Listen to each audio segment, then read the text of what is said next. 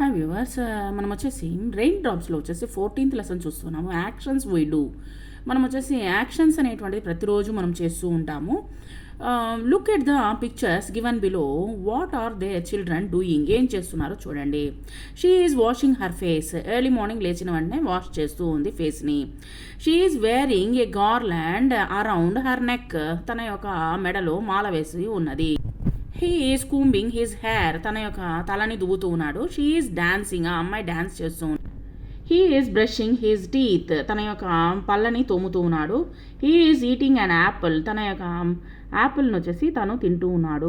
తర్వాత వచ్చేసి ఇక్కడ ట్రేస్ దీస్ లెటర్స్ చూడండి. Capital C, G, O, Q, U. Okay, this is my head. నా యొక్క తల. This is my nose. ఇది నా ముక్కు.